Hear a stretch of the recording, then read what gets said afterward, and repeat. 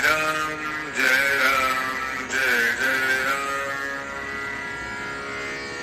श्रीराम जय राम जय जय राम श्रीराम। नमस्कार। आज दिनांक 13 मार्च। श्रीराम जय राम जय जय राम। परमात्म्यावर पूर्ण निष्ठा पाहिजे। नमस्कार।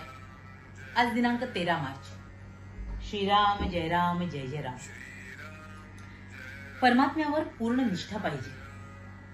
आईकरता रडत असलेले मूल आई भेटल्याशिवाय रडणे थांबवत नाही, त्याचप्रमाणे समाधानाकरिता आनंदाकरिता धडपडणारा आपला जीव परमेश्वर प्राप्त झाल्याशिवाय शांत राहू शकत नाही। म्हणून प्रपंचाची काळजी न करता परमेश्वराची प्राप्ती कशी होईल याची काळजी करा। भगवंतावर संपूर्णपणे निष्ठा ठेवल्याशिवाय आपली प्रपंचाची काळजी दूर होणारच नाही। सर्व जगताचा जो पालन करता तो आपले पालन नाही का करणार? प्रत्येक गोष्ट त्याच्याच सत्तेने होते हे लक्षात ठेवा, मग प्रपंच कधीही बाधक होणार नाही। एक भगवंतावरची निष्ठा मात्र शेवटच्या श्वासापर्यंत सांभाळा।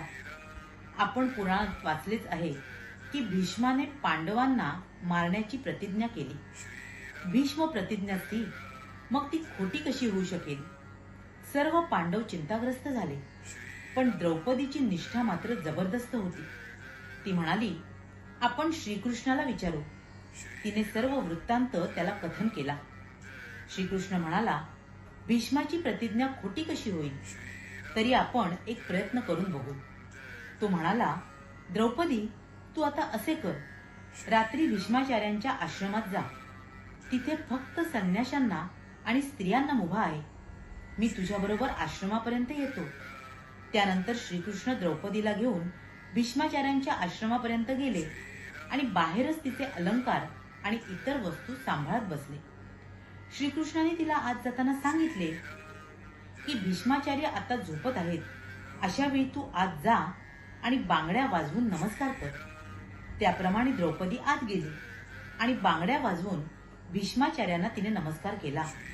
त्यांनी लगेच तिला अखंड सौभाग्यवती भव म्हणून आशीर्वाद दिला। मग त्यांनी पाहिले तू द्रौपदी। तेव्हा ते म्हणाले, द्रौपदी, ही अक्कल तुझी खचितच नव्हे। तुझ्याबरोबर कोण आहे ते सांग। ती म्हणाली, माझ्याबरोबर गडी आणला आहे, तो बाहेर उभा आहे। भीष्माचार्यांनी बाहेर येऊन पाहिले।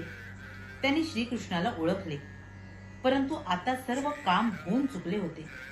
म्हणून म्हणतो, परमात्म्यावर पूर्ण निष्ठा पाहिजे। या निष्ठेच्या आड जर काही येत असेल तर तो म्हणजे आपला अभिमान। हा अभिमान सर्वांनाच घातक आहे। तो घालवण्यासाठीच परमात्म्याला वारंवार अवतार घेणे भाग पडले। ही अभिमानाची हरळी नाहीशी व्हायला भगवंताच्या नामासारखा दुसरा कोणताही उपाय नाही। नामावर प्रल्हादाने जशी निष्ठा ठेवली तशी ठेवावी। त्याने नाम श्रद्धेने घेतले आणि निर्विषय होण्याकरिता घेतले। आपण ते विषयासाठी घेऊ नये। नामापरते दुसरे सत्य नाही हे समजावे। याच जन्मात हे नाम शांतीचा आणि समाधानाचा ठेवा मिळवून देईल। नामस्मरणात स्त्री पुरुष, श्रीमंत गरीब हे भेद नाहीत, फक्त ते श्रद्धेने घेणे जरूर आहे। श्रीराम जय राम जय जय राम। महाराज इथे आपल्याला सांगतायत की या संपूर्ण विश्वाचा जो निर्माण करता आहे, जो पालन करता आहे, तो आपली काळजी घेणार नाही का? तर अर्थातच तो आपल्या साऱ्यांचीच काळजी निश्चितपणे घेतो, परंतु आपली निष्ठा मात्र तेवढी जबर असणं आवश्यक आहे।